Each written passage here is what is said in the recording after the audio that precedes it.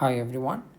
In this lecture, we'll go through some basics of what we call as the voltage protection circuits. We will look at some simple examples where comparators find great applications in these voltage protection circuits. So first, what is a voltage protection circuit? Think of a analog chip or a digital chip. It can be, these analog and digital chips can be on your motherboards, on your laptop motherboards, on your cell phone motherboards. Okay, so what happens is that these digital and analog circuits have a range of maximum and minimum supply voltages over which they can produce meaningful outputs. Now what do I mean by that? Let's take an example of a simple digital circuit like a CMOS inverter. And I've connected, assume the input signal to a CMOS inverter is 0 and the supply voltage is at VDD. Then what would happen? The first CMOS output will eventually go to VDD because your NMOS is cut off. Your PMOS will charge the output node to VDD and then it will stay there. And this, since the intermediate node voltage is at VDD, that will turn on the NMOS and will discharge the output node voltage to 0 volts. So now if you look at it, there are two transistors which are under distress here. What are those two transistors? The PMOS device here has a VGS which is equal to VDD, and the NMOS device also has a VGS equals VDD. So let's look at this NMOS device. So just to refresh your memory, in a digital circuit, the digital circuit's output can be either logic 0 or logic 1. When the digital circuit's output is logic 0 or logic 1, usually the transistors, both the NMOS and PMOS transistors, they will either operate in linear region or in cutoff region. Okay, so remember, the static power dissipation will be 0, but how does which means the static current flowing in the devices can be 0, but they can operate in linear region or in cutoff region, right? So I can have a finite VGS. If you guys remember, the ID versus VDS characteristic of a MOSFET will look something like this. VGS is finite, but if its VDS goes to 0, then the current can become equal to 0. Okay, so which means when you say that the transistor is in linear region, the channel is present. So that's what I've shown here. The MOS device, this is the NMOS device with a P substrate and an N channel. There is a very strong vertical electric field. You have electric field between the gate and the source terminal. So remember, this device is in linear region, which means there is a uniform channel that is already present between drain and source terminal. But because your drain voltage and source voltage both are 0, there is no lateral electric field. So you need a lateral electric field for these electrons to move from the source to drain terminal. Okay, so then which creates a current between drain to source. Now because your drain to source voltage is 0, okay, so there is no lateral electric field, therefore the current is 0. No electrons are not moving, therefore current is 0. But you should remember, there is a channel present. And if I apply a gate voltage of VDD, gate to source voltage of VDD here, okay, and drain voltage, gate to drain voltage is also at VDD, the entire channel, the surface voltage, the voltage that is this close to the surface of this MOSFET will be at 0 volts. Right, you can treat it like one long conducting path. So all this path will be at 0 volts. And the gate is at VDD, and which means this entire VDD volts will now appear across this oxide layer. Okay, the gate to substrate oxide layer. Now, as we go to lower technology nodes, the oxide thickness becomes smaller and smaller. And if you apply this entire voltage across the oxide layer, a huge electric field of value, the vertical electric field of value VDD upon Tox appears across this oxide layer. Now if your VDD is high enough, then it can lead to breakdown of this device. Okay, so therefore high voltages, if you are applying a sudden high voltage to this digital circuit, it can accidentally lead to breakdown of the devices in this circuit. This NMOS and PMOS devices can break down, gate breakdown can happen if your voltage is sufficiently high. And that's because of high electric field. High electric field can break down this gate to substrate region, the oxide region. Okay, then your MOSFET will no longer act like a MOSFET. Once breakdown happens, which means there will be a sudden high current between the gate and the channel. Okay, we don't want that. Device is broken, you will not get the desired output. And similarly, for a CMOS logic circuit to produce meaningful outputs, your supply voltage has to have a minimum value. If it is lower than, let's say, 1 VTN plus mod VTP for a CMOS inverter, your CMOS inverter's output will not produce meaningful outputs. Your CMOS inverter's output will not be meaningful. So your circuit will not operate properly if your supply voltage is lower than VTN by VT, which means you can just treat it like if your supply voltage is lower than a certain value, your digital circuits will not operate properly. So which means for this digital circuit to operate properly, your supply voltage should be within a certain range of values. It cannot exceed, there is a maximum voltage that it cannot exceed, which can lead to breakdown of devices. And similarly, there is a minimum voltage below which your circuits in the digital circuit need not be operational. Meaning your digital circuit can be your microprocessor. The analog circuits can also go through similar problems. Okay, so I'm just showing this problem using a digital circuit, but similar things can be explained using analog circuits as well. So what I'm trying to say here is that there is a minimum and maximum voltage that this mixed signal circuits or most analog and digital circuits require. And if I directly connect my battery voltage to this circuit without checking if my battery signal is within this minimum and maximum, it can lead to malfunctioning of these circuits. Okay, the circuits can fail to operate. Either the devices might break down if your supply voltage is higher than the desired value, or if it's lower than a minimum value, or circuits may not produce meaningful outputs. So normally between the battery and the circuits, these digital circuits can be your microprocessors or microcontrollers on a motherboard. Usually we will have what we call as, between the battery and the digital circuits, you will have circuits what we call as voltage protection circuits. Okay, a voltage protection circuit will protect your circuit, your digital circuit, from the voltage going either higher than the maximum value or lower than the minimum value. It will ensure that your voltage is always between this range of minimum and maximum voltages. Okay, so what are those circuits? We will look at it in a few moments, and we will look at very briefly how do those circuits operate. Now those circuits which detect whether your input signal is within this minimum and maximum voltage are called voltage protection circuits. Now among these voltage protection circuits, I can classify them as two kinds of circuits. The first one is called over voltage protection circuit, and the second is what we call under voltage protection circuits. By the name itself, you can easily see a over voltage protection circuit is one that detects if your supply voltage is greater than a maximum value. Okay, and then it generates a control signal which says that okay, your supply voltage is higher than a certain maximum value. Under voltage protection circuit is one that detects and protects your circuit if your supply voltage goes lower than a minimum value.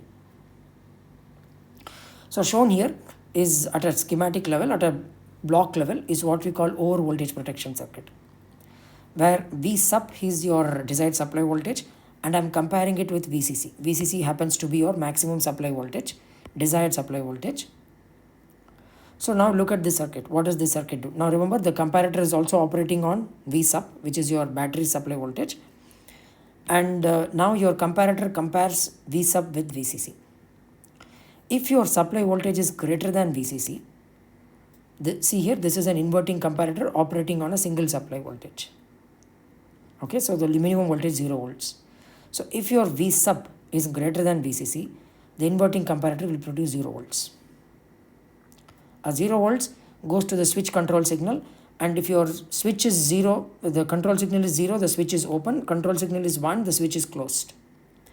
So immediately this comparator detects that you have an over voltage condition, which means your supply voltage has crossed a maximum value, and therefore it will generate a zero signal, and that will open circuit the switch. Okay, it will not let the supply voltage see the digital circuit. I have modeled the digital circuit as a load here. All I'm trying to say is that it will not let the you know the supply voltage be visible to the circuit of interest. Okay, so that's how it protects it. Okay, and this switch is closed as long as V sub is less than VCC. As long as V sub is less than VCC, the output will be logic 1, okay, and the switch will be closed, and your supply voltage will appear across the digital circuit. Now, will this circuit work practically? I just said that I need to compare my supply voltage, which is a very high voltage level. Okay, I need to compare it with a certain voltage level VCC and detect if your supply voltage grows higher than VCC. VCC itself is a very large voltage, very close to supply voltage. And I want to compare if your VSUB goes higher than VCC. Now remember, I said something when I was talking about comparators. This is an inverting comparator, right? How does the characteristic look like? The output will be at plus Vsat and it will go to logic 0. Here it's assuming as unipolar supply, it will go to 0 volts when your input signal is greater than plus VCC. Now what is the region of interest? The region of interest is when your input signal is close to VCC.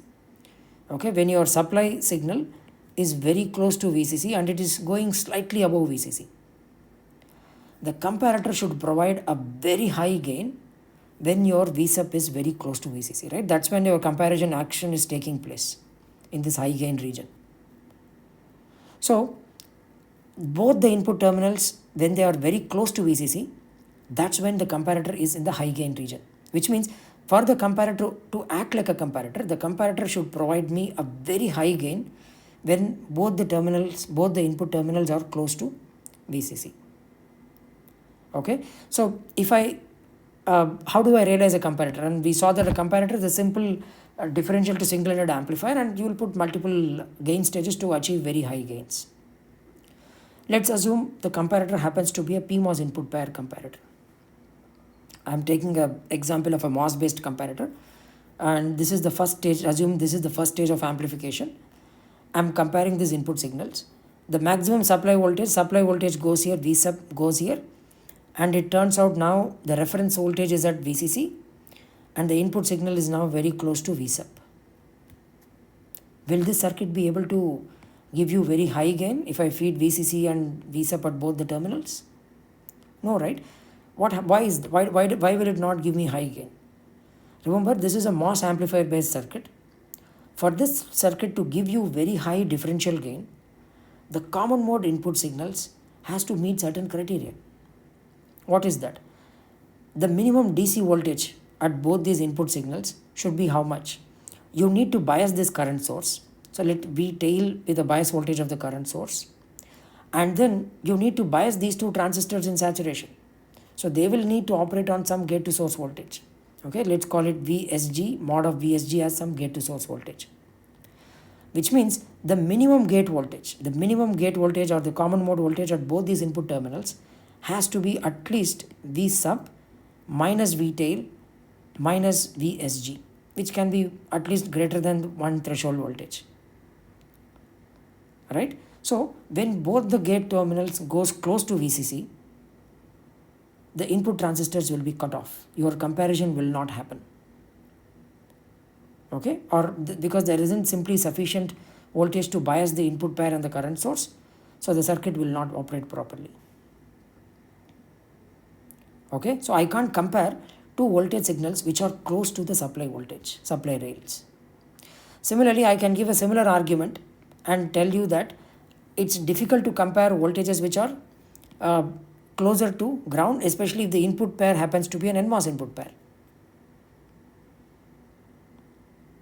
Okay, and usually comparator circuits, usually if you see, they will have PMOS input pair. The reason for PMOS input pair is that PMOS devices have lower flicker noise, and flicker noise can be a major issue in comparator circuits. Okay, so usually you will see input pairs or PMOS input pairs, and these PMOS input pairs generally can compare lower voltages. They can, right?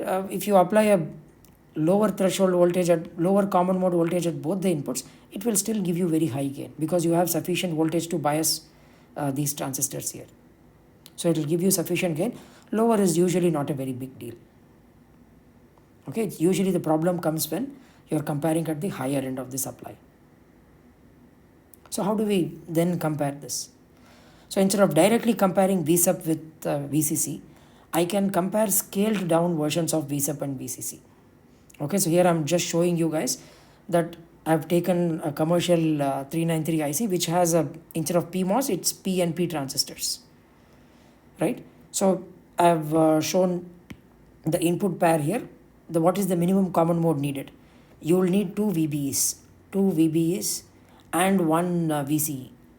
Okay, you need to bias all. I'm just drawing this part here. If you guys are getting confused, I'm drawing this part. Okay, I'm just looking at the input part. This is the input path. You need at least two VBEs and one VCE to bias the transistors in saturation so that you get very high gain.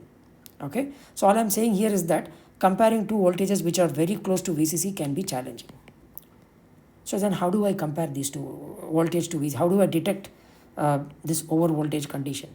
When my VSUP exceeds VCC, how do I detect it? Instead of comparing VSUP and VCC directly, what I can do is compare scaled down versions. Let's say I multiply it by half, VSUP and VCC by half. Then I can compare VSUP into half and VCC by 2. Okay, VCC by 2. I mean, for example, let's assume VCC is 10 volts. Instead of comparing 10 volts with a supply voltage which can go as high as 10 volts or it can even go greater than 10 volts, I can now compare 5 volts with VSUP by 2. I can put a potential divider and generate VSUP by 2 and then compare it with 5 volts. So that at the input common mode, I can apply this 5 volts and still get very high gain, right? 5 volts may be very good, well enough, sufficient enough to bias the input transistors. So which is what is normally done in these over voltage protection circuits. So you'll normally see a scaled down version of the supply using a resistive divider. Instead of comparing VSUP, I'm now going to generate alpha times VSUP, where alpha is given by R2 by R1 plus R2. Here it's a scaled down version of the supply. And the reference voltage will also be, instead of it being VCC which is close to 10 volts, I can generate a lower reference voltage. I'm showing you guys one simple example of how to generate reference. See, the reference voltage should remain constant. And we know Zener diodes are commonly used for generating constant reference voltages. When we come to this topic of reference generation, I'll go into much greater depth. But right now you can treat an ideal Zener diode as a circuit. If you bias it in reverse bias region, if your voltage is large enough in the reverse bias, then it can push the divide into the Zener breakdown region, where it will act like a fixed voltage source of value equal to plus Vref. Okay, here I'll call it Vref1, and assume if you have a 10 volt supply which you are comparing with, I need a 5 volt reference, and to generate a 5 volt reference, I need to use a 5 volt Zener diode, a 5 volt breakdown voltage Zener diode, and I can build a circuit like this. Put VSUP and a resistor and 5 volts. The resistor will draw some fixed current and drop 5 volts across it, and this output node voltage will be equal to plus Vref1. Okay, this circuit I can use it for generating this reference voltage. So instead of comparing, previously assume VSUP is close to 10 volts, comparing it with 10 volt signal, now I am comparing it with a 5 volt signal, and mainly I am doing this because of the ICMR problem, the input common mode range problem. The rest of it is same. So this circuit will detect if VSUP exceeds VCC. When VSUP exceeds VCC, this circuit is going to compare alpha VSUP exceeding alpha VCC, where alpha is half. In the example I showed 5 volt and 10 volt, its alpha is half. So instead of comparing VCC and VSUP and VCC, I am comparing alpha VCC and alpha VSUP, and that is equivalent to comparing VSUP and VCC. Okay, right? Alpha cancels out. It's equivalent to comparing this. So now I'm comparing alpha times VCC and when alpha times V sub exceeds alpha times VCC, you should generate an over voltage detect signal. Your circuit has now detected an over voltage condition, and you will generate a logic 0 that will disable the switch, so that the circuit, your circuit of interest, which is shown as a load impedance here, will not see your supply voltage. Okay, so in the same way, I can build a under voltage protection circuit. An under voltage protection circuit, so I need to find out what is the minimum voltage that I need. The minimum voltage the circuit can go through, I need to first generate that. I can generate similarly using a potential divider, R3 and R4. Okay, so instead of R1 by R1 plus R2, it will be R3 by R3 plus R4 times V sub. Okay, when this voltage reaches a minimum value, in this case I'm going to call this minimum voltage as Vref2. Okay, Vref2 is the minimum voltage, and here I'm using a non-inverting comparator. Okay, what does the non-inverting comparator do? The non-inverting comparator's output will be logic 1 as long as the supply voltage is greater than Vref2, Vmin2. I mean, again, I can actually, instead of comparing V sub with some minimum voltage, I'm taking a scaled down version of V sub and comparing it with a scaled version of Vmin. Okay, I can do that. So which I'm calling it here Vref2. So if your comparator's output goes lower than alpha times V sub, goes lower than some Vref voltage, the output of a non-inverting comparator will go to 0, and it will open circuit the switch. Okay, so as long as your supply voltage is greater than the minimum value, okay, greater than this threshold value Vref2, this will be logic 1, switch will be on, and V sub will be supplied to the circuit of interest. Okay, so this is an under voltage protection circuit. So this is a circuit which can detect an under voltage condition. Under voltage condition is when your supply voltage goes lower than a minimum value, after which your circuits will no longer be operational. So instead of comparing V sub and Vmin, we usually compare alpha V sub and alpha Vmin. Okay, we can compare lower voltages and the circuits will work perfectly fine. So that's over voltage and under voltage protection circuit. So I have shown you guys as though that these two circuits are two different circuits, right? So what do I need? I need a circuit which can compare two voltage signals. It needs to tell me my input signal is between Vref1 and Vref2. This is the safe operating region. Okay, if it is greater than Vref1, it should detect as an over voltage condition and open circuit the switch. If it is below Vref2, it should detect as an under voltage condition and again open circuit the switch. Okay, so this is the circuit I need. I need one circuit which can detect both over voltage condition and an under voltage condition. And such a circuit which can detect both over voltage and under voltage simultaneously is called a window comparison circuit or a window comparator circuit. So remember, a voltage comparator can only compare two voltage signals. So I have an input signal, or a V supply signal is your input signal. I can compare it with either Vref1 or Vref2.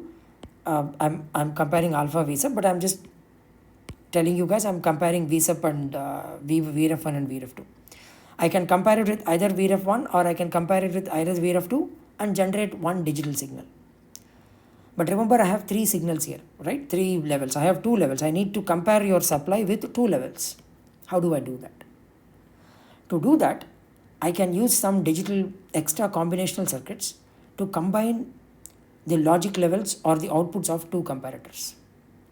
So all I need is, I'll first take an over voltage protection circuit and an under voltage protection circuit and AND the two outputs. So what does an over voltage protection circuit do?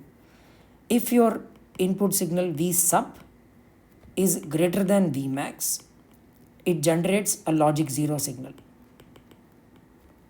Okay, what does an under voltage circuit do? if your V sub is less than V min, it generates a logic 0. So what do they do when it is less than, when they are in the right voltage range? So what does an over voltage protection circuit do when V sub is less than V max? It produces a logic 1. And when your V sub is greater than V min, the under voltage protection circuit will also produce a logic 1. Okay, so the safe condition is when both the under voltage circuit is producing logic 1 and over voltage circuit is also producing logic 1. When both the circuits are producing logic 1, that's the safe condition. Okay, both should produce logic 1. Only then I can say the circuit is safe. So then, since it's a both condition, that translates to an AND condition, I can simply AND the output. So remember, the comparator's output is a digital output. So I can directly perform I can directly feed it to a digital logic gate. So which is what is normally done. And I have to now take two comparators because I need to compare three, right? I'm comparing three signals. Your V sub with Vref 1 and Vref 2. How do I do that? I take two comparators. The over voltage protection circuit will compare it with the higher voltage level Vref 1. The under voltage protection circuit will compare it with the lower voltage protection circuit, lower voltage Vref 2. And then they both will produce logic 1 if your supply voltage is within the safe operating levels. That is, it is between these two levels. So this is how the transfer characteristic of a window comparator will look like. So this is Vref 1, this is Vref 2. In this region, this is the condition. If your V sub is greater than Vref 1, you are in the over voltage condition. Your output will go logic 0. Right? So remember, we are ANDing these two outputs. If any one goes to 0, if you are either you're detecting over voltage condition, you need to open circuit the switch. If you are detecting an under voltage condition, you need to again open circuit the switch. Right? Therefore, it's an AND operation. Right? If you detect either one of these conditions, you should immediately open circuit the switch. So if either one of these two output goes 0, your output will go to logic 0. Your switch will be open. So that's what's happening here. That's why I've ANDed it. So if your input signal is greater than Vref 1, then over voltage detection is detected. Your output will be logic 0. The output of your AND gate will be 0.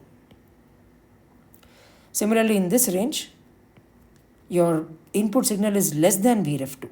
If it is less than Vref 2, you are in the under voltage condition. So in under voltage condition, the under voltage circuit will go logic 0. Under voltage will produce logic 0. Irrespective of what the over voltage circuit's output is, the output of the AND gate will go to logic 0. Okay, so window comparator, that's the output of a window comparator, that will go to logic 0. In this region, when your input signal is between this voltage level, Vref 2 greater than V sub should be greater than Vref 2 and less than Vref 1. This is the safe operating voltage region. Your output will be at plus Vsat. So this is when both the conditions are met. Your over voltage circuit produces logic 1. So over voltage produces logic 1 because it satisfies this condition. Under voltage circuit produces logic 1 because it satisfies this condition. So AND of these two will be logic 1. So in this region, your supply voltage is in the safe operating voltage range. Okay, so this circuit, which detects both the over voltage and under voltage conditions in one go, is called as a window comparator. A window comparator, the window comparator's output will tell you if your circuit voltages is within a range of voltage levels. Okay, a single comparator can tell you whether your output is greater than or less than a single voltage level. A window voltage will tell you whether your output voltage is lying within a range of voltages or it's outside that range. So that's it about window comparators. So window comparators are very commonly used in voltage protection circuits, right? And I've already said that you can find them in comparators and in motherboard circuits very commonly. They are used to protect all these digital analog circuits from their supply voltages either going to greater than a maximum value or lower than a minimum value. Okay, so practical circuits, comparator based circuits or window comparator based circuits have hysteresis in them. In the next lectures we will talk about what is hysteresis, why do we need to introduce them, and then some practical applications of those hysteresis based comparators. Okay, thank you.